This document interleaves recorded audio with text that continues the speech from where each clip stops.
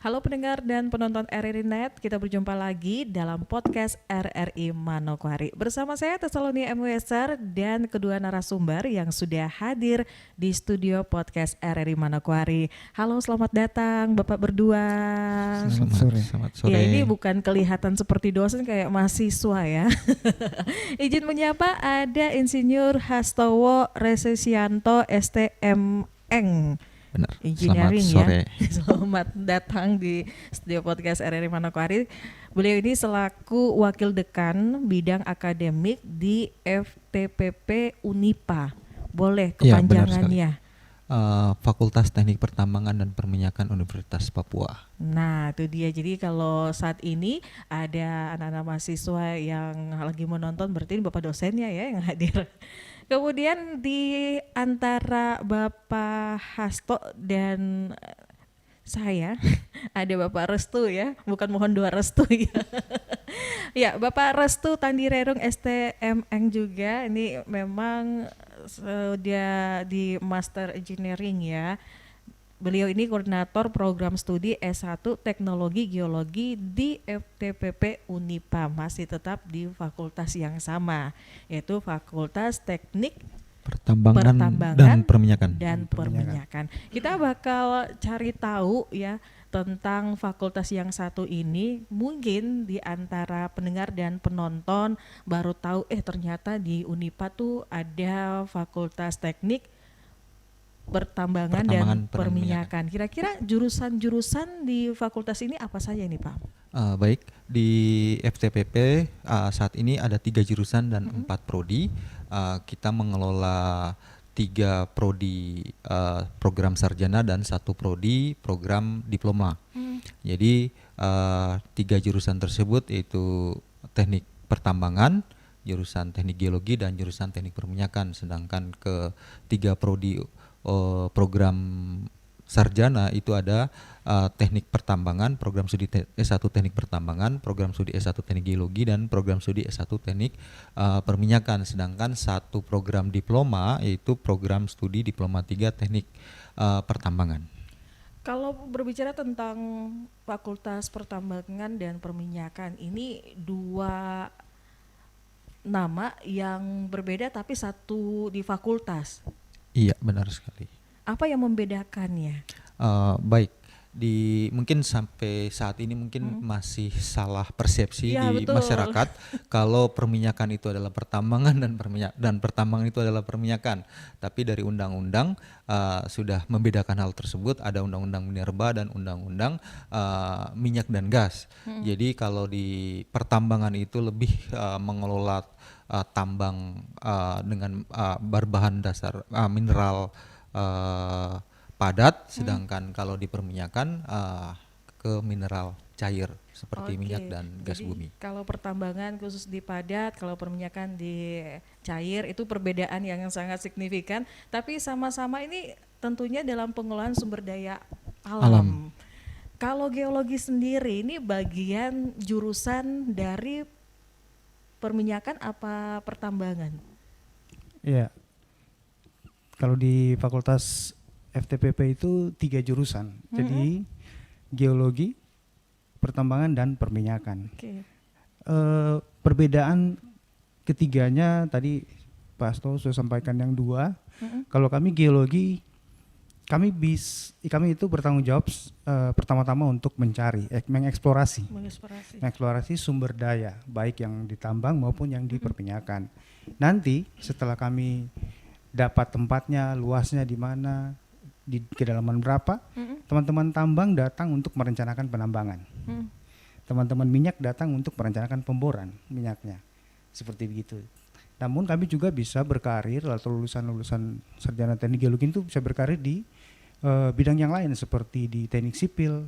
Terus juga mengurusi hal-hal lingkungan, terutama yang berkaitan dengan interaksi manusia dengan bumi atau dengan lingkungannya, kayak kebencanaan gitu. Berarti untuk prospek kedepannya itu sangat menjanjikan ya. Kalau kuliah di fakultas yang satu ini, pendengar dan penonton, mungkin ada di antara kita yang menyaksikan podcast RRI Manokwari saat ini mau masuk jurusan ini di fakultas ini, cari saja di Unipa ada. Kita di wilayah tanah Papua Barat ada ya. Ini Ada. sejak kapan berdirinya fakultas? Baik, dari awalnya itu kita berdiri itu dari tahun 2005. Dulu belum menjadi Fakultas Teknik Pertambangan dan Perminyakan, tapi masih tergabung di dalam Fakultas Matematika dan Ilmu Pengetahuan Alam. Jadi tahun 2024 itu geologi pertama berdiri.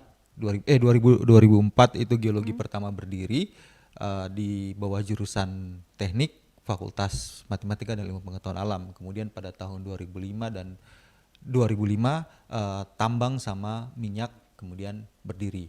Kemudian karena tuntutan dari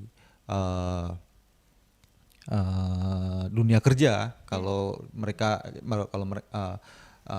membutuhkan lulusan sarjana, maka tahun 2012 S1 tambang mulai beroperasi, dan 2013 kemudian S1 geologi beroperasi. Itu masih tetap di bawah jurusan teknik Fakultas Matematika dan Ilmu Pengetahuan Alam.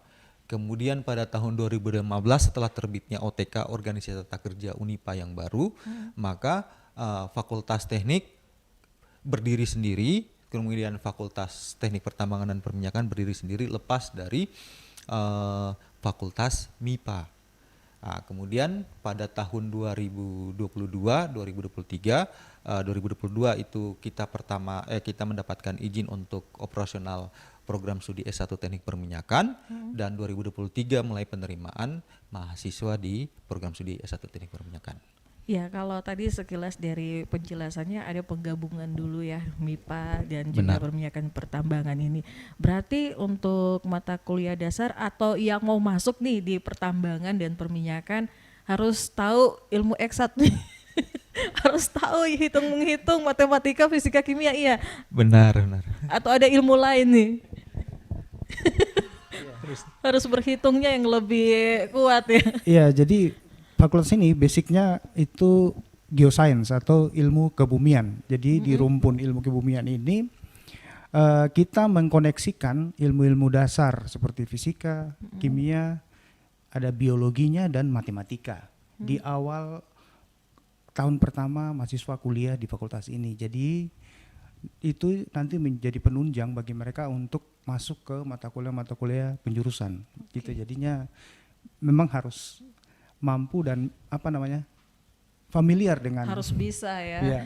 Kalau peminat untuk mahasiswa-mahasiswi atau calon mahasiswa-mahasiswi yang ingin masuk ke fakultas ini banyak sekali.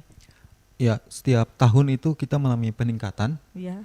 Jadi di pertambangan itu bisa di atas 100, di atas 200 untuk peminatnya. Di teknik geologi juga hampir serupa, dan teknik perminyakan juga hampir serupa. Jadi tiap tahun mengalami kenaikan terus. Tiap tahun mengalami kenaikan, dan sempat saya searching ya di salah satu situs bahwa kalau pertambangan ini memang sudah banyak yang universitas ataupun PTN yang menyiapkan jurusannya ataupun fakultasnya. Tapi kalau perminyakan ini terbilang langka. Sangat-sangat langka. Awal terbentuk 2005 itu kita pertama dan satu-satunya di Indonesia Timur. Satu-satunya di Indonesia Iya, Timur. tapi sayang waktu itu kita masih program diploma 3, kemudian tahun 2022 baru kita mulai keluar izin operasional untuk S1 perminyakan. Jadi sekarang kita satu-satunya di tanah Papua. Berarti yang mau masuknya saingannya juga berat ya, sangat berat ya. Tidak seberat-berat badan. makanya bersaingnya tuh di yang mata kuliah dasar tadi. Oke. Saringan filternya itu. Saringan filternya itu Iya. matematika, MIPA ya. Tapi kalau yang jurusannya IPS atau bahasa, bisa tidak masuk ke fakultas ini? Itu biasanya kami dari fakultas akan mengembalikan lagi ke prodi. Jadi dari prodi yang nanti akan memutuskan apakah di prodinya itu akan bisa menerima apa tidak. Tapi rata-rata biasa diterima karena memang tapi nanti kembali lagi ke mahasiswanya.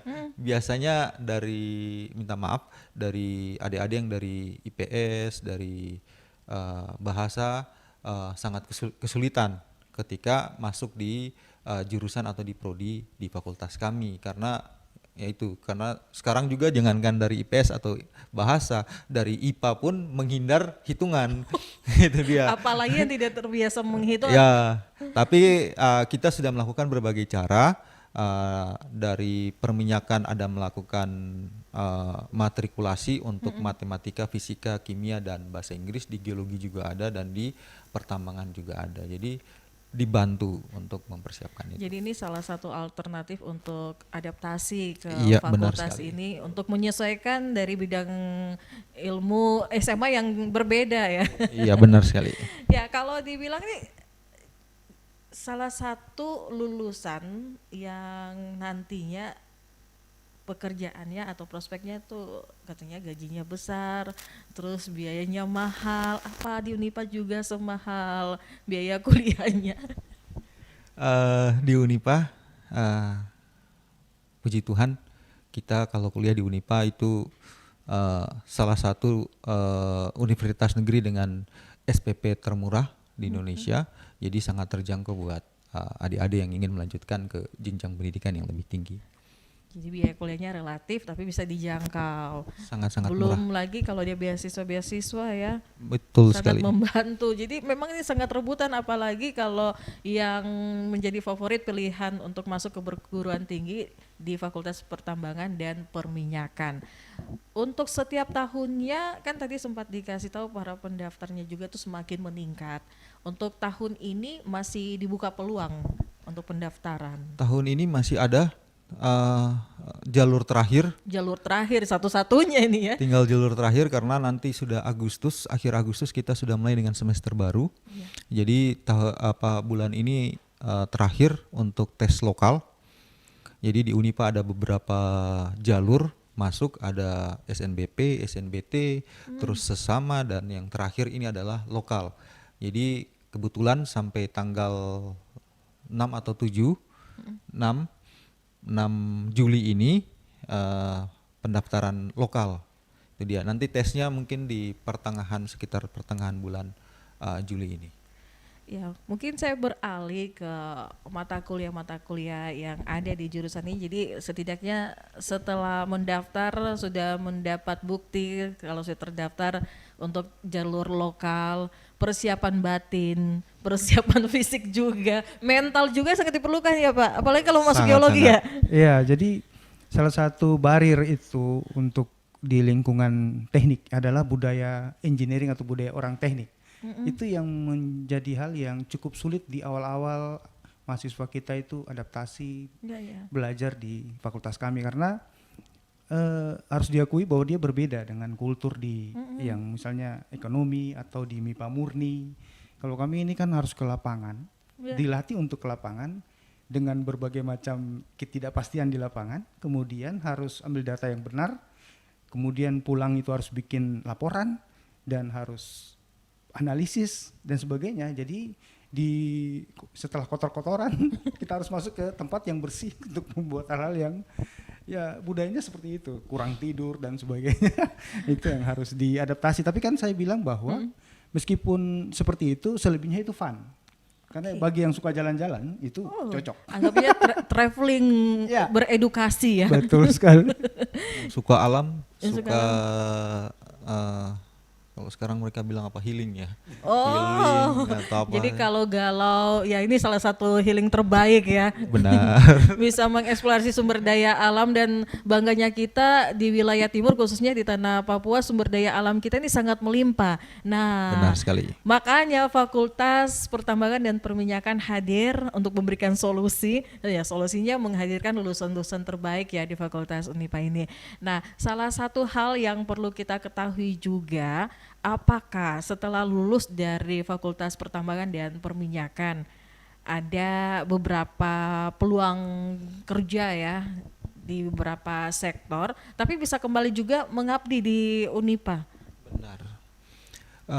Di kami itu ada alumni lulusan dari D3 yang kemudian melanjutkan studi S1, kemudian S2 ke Australia, ke Inggris, kemudian kembali lagi ke kampus Unipa untuk mengabdi sebagai dosen di sini. Jadi banyak peluang yang bisa kita dapat. Kalau peluang healingnya antara di kota Manokwari dan sekitarnya, ada lagi mungkin di luar kota Manokwari atau di luar negeri? Kalau untuk kuliah lapangan itu banyak, kita bisa ke Sorong, ada lab alam juga di sana ya. Terus kalau kita kerja praktek itu kita bisa di Sorong juga bisa, di Bintuni bisa, di Pulau Kalimantan bisa, di Pulau Jawa juga bisa, jadi di Pulau Sumatera pun ada. Jadi Sudah ada partnershipnya iya. untuk magang ataupun kerja lapangan. Kira-kira berapa lama kalau kita kuliah di pertambangan atau di perminyakan? Untuk rata-rata kuliah di jurusan pertambangan, perminyakan maupun geologi itu kembali lagi tergantung mahasiswanya. Jadi rata-rata itu sekitar 5 sampai paling lama itu 6 tahun. Paling Itu lama sudah 6 tahun. ya. Jadi jangan dilihat ya, kalau mahasiswa-mahasiswi nih ya, yang sempat saya lihat di media sosial nih Pak, ini jujur nih, ketika mereka pakai pakaian lapangan ya, iya keren nih mau masuk pertambangan. Tapi pikir dulu ya, isi otaknya kita nih ketika masuk ini apakah bisa mengekspor semua yang nanti kita pelajari. Nah kalau teknologi geologi ini Pak, ini memang akan berkaitan dengan teknologi terbarukan. Iya, itu salah satu keterampilan yang nanti mereka bisa pelajari di salah satu mata kuliah di sana, dan praktek-prakteknya di geologi juga terkait dengan kayak panas bumi gitu ya. Panas bumi bukan pembangkit dari panas bumi, dan juga mungkin dari angin seperti itu. Jadi, Silakan dibayangkan ya. Saya membayangkan, saya kepala sudah sakit sebelah ya, sedikit lagi migrain ya. Tapi tidak masalah ya, karena setiap proses perkuliahan itu ada hasil. Jangan sampai kita sudah susah-susah masuk di awal ke fakultas pertambangan dan perminyakan, kemudian mundur di tengah jalan atau di akhir perjalanan. Sayang banget ya, karena ada banyak orang yang ingin masuk ke fakultas ini. Jadi berkomitmen dari awal ya Pak, daripada menyusut akhirnya berkurang. Ini memang realita yang terjadi juga. Realita yang terjadi saat ini. Tapi bagaimana cara taktik dari para dosen di fakultas pertambangan dan perminyakan sehingga mahasiswa-mahasiswinya tuh betah ya?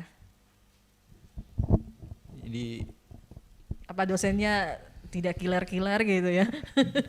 di FTPP tuh tidak ada dosen killer. Tidak ada ya, ini ya, tidak ada diralat, tidak ada dosen Tidak ada killer. dosen killer dan tidak ada ospek misalnya. Oh tidak ada ospek juga, Ya, ada tidak ada cuma ospek. artikulasi tadi ya penyesuaian. Jadi untuk menyiasati hal tersebut, pertama itu kita buat matrikulasi itu sangat-sangat membantu sekali buat adik-adik yang beda jurusan untuk masuk ke situ. Terus yang pasti itu kuliah di FTPP itu sangat menyenangkan. Itu jaminannya menyenangkan. Sangat-sangat menyenangkan. Nyaman juga Pak? Nyaman, sangat nyaman. Nyaman ya. Iya. Saking nyamannya jangan tidur ya, nanti dimarahin nih. Tapi kalau dilihat tampang-tampangnya Bapak dosen di samping saya ini tenang saja ya, walaupun tampangnya begini hatinya tidak Barbie, tidak Hello Kitty juga ya. Tidak killer intinya ya. Apalagi Pak Restu hatinya Hello Restu. Kitty. Iya Pak. Kalau habis marah mahasiswa langsung nangis dia. Berarti kesayangan para mahasiswa-mahasiswi ini. Kalau untuk tugas-tugas yang diberikan, ini tadi sempat Pak Restu bilang ya, mereka ke lapangan, kemudian ini dalam penulisan esai atau sebuah karya ilmiah yang memang sudah langsung dibuat, tulisan tangan atau memang menyesuaikan dengan teknologi juga nih? kalau di lapangan umumnya karena medan dan kondisi yang terbatas, biasanya itu tulisan tangan dulu. Nantinya mereka akan mengkompilasinya ke menggunakan laptop atau perangkat-perangkat yang lebih digital gitu ya. Jadi laporannya bisa, kan kalau di lapangan foto itu nggak bisa dimasukkan, mereka sketsa. Sketsa. Iya. Wah ini harus pintar. Salah satu juga nih ahli bisa membuat sketsa ya. Iya, mereka sketsa. Jadi seperti itu. yang tadi saya bilang kultur engineering, kultur keteknikan itu di kita sangat kental sekali. Makanya jangan takut nanti adaptasi. Ada senior yang bisa membantu mereka adaptasi di tahun-tahun pertama atau tahun kedua supaya mereka tidak bosan atau bukan bosan, tidak cepat putus asa dengan kondisi-kondisi medan yang berubah-ubah. Tidak bosan, tidak putus asa, tidak kelamaan jadi mahasiswa-mahasiswa abadi gitu ya Pak. Kayak kemarin itu kan kami ada ini ya, kerjasama dengan perusahaan eksplorasi nikel di Nabire. Tempat itu secara geologi oke, punya potensi untuk ada endapan nikel, tetapi secara sosial itu baru saja ada perang adat di sana. Jadinya kita itu harus menyesuaikan diri dengan kalau ketemu suku yang oleh polisi itu berbahaya, kita berpapasan di hutan, kita harus punya kemampuan untuk bersosialisasi dengan mereka supaya kita tidak seperti kelihatan berbahaya buat mereka. Jadi kembali lagi bahasa tuturnya kita untuk pola pendekatan ya. Wah, ternyata banyak sekali yang harus dipelajari, bukan hanya bidang ilmu untuk menghitung, matematika, fisika, kimia dan lain-lain, tapi bagaimana ya psikologinya kita juga nih ya. Kemudian pintar yang membuat sketsa tadi. Kalau untuk SKS-nya D3 dan S1 beda atau sama? Beda. Untuk yang S1 itu 144 sampai 146, 46. Kalau untuk D3 itu 110 sampai 112 SKS. Jadi untuk S1 itu 144 sampai 146 itu bisa 4 tahun. Tergantung mahasiswanya. Ini tergantungnya ini nih penuh dengan tanda tanya yang sangat besar ya. Kalau D3 itu 110 sampai 112 itu bisa ditempuh di dalam 6 semester atau 3 tahun. Ada semester pendeknya Pak? Setiap tahun ada semester pendek. Tergantung juga sama mahasiswanya yang mau ambil atau tidak ya, atau lebih pilih jalan-jalan, liburan gitu ya. Nah itu dia, itu kembali lagi ke mahasiswanya. Kalau memang mau merubah nilai atau mau memperbaiki nilai, bisa diambil di semester pendek. Tapi kalau memang lebih berpikir untuk liburan, ya bisa diambil juga di semester berjalan. Tapi jangan bikin pusing ya kalau di akhir-akhir penulisan skripsi. Betul. Dipusingkanlah segala situasi dan kondisi, akhirnya dosennya yang disalahkan. Sekalian mau curhat tidak apa-apa Pak. Tapi gini Bu, anak-anak ini berbeda-beda karakter. Ada yang bisa mengantisipasi, mereka bisa membaca beberapa tahun ke depan terkait studinya. Jadi kita punya angkatan 2022 itu sudah ada yang menyempatkan dirinya untuk mengikuti SP. Padahal dia kan terhitung baru 2 tahun di kuliah. Artinya anak-anak ini sudah ada yang bisa memplanningkan ya. Bisa kuliah lebih cepat, bisa lebih selesai gitu ya. Kalau kuliahnya lebih cepat wisuda atau menunggu waktu yang sudah ditentukan mungkin 3 tahun dari 2 tahun yang sudah selesai duluan? SKS-nya Bu. Dari SKS-nya juga nih. SKS yang telah ditempuh. Berarti ini tergantung juga nasibnya ya dari SKS yang sudah ditempuh atau yang belum ditempuh. Tapi sebenarnya kita tidak bergantung pada nasib sih, sebenarnya kepada perencanaan, karena kan kita dibimbing juga dengan dosen pembimbing akademik. Masing-masing mahasiswa itu akan punya dosen pembimbing akademik yang bertugas mendampingi mahasiswa untuk merencanakan studinya. Misalnya dia ambil semester ini tuh berapa SKS, mata kuliah mana yang harus kamu ambil, mana yang tunda dulu. Gitu. Terus juga bisa diskusi internal.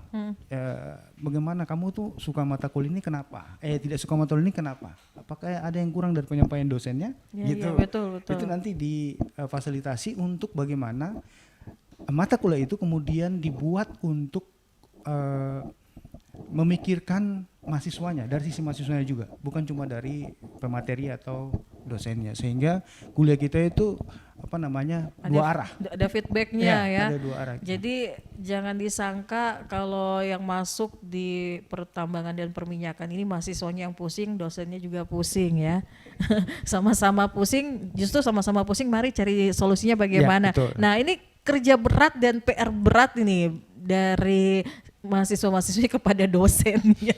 Mungkin ada pengalaman tersendiri Pak menangani mahasiswa dan mahasiswinya yang mungkin hampir menyerah. Itu banyak.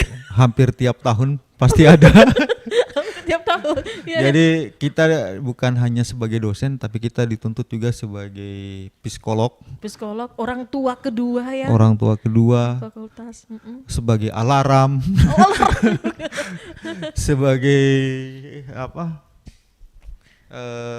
Catatan berjalan dan lain sebagainya lah. Terlalu banyak ya fungsi dosen di fakultas ini. Namanya tuh mahasiswa batas waktu.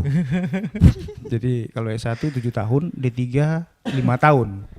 Mahasiswa-mahasiswa yang sudah menjelang 5 tahun di D3 dengan 7 tahun di S1, itu menjadi pasien yang gawat darurat. Ya, itu UGD itu.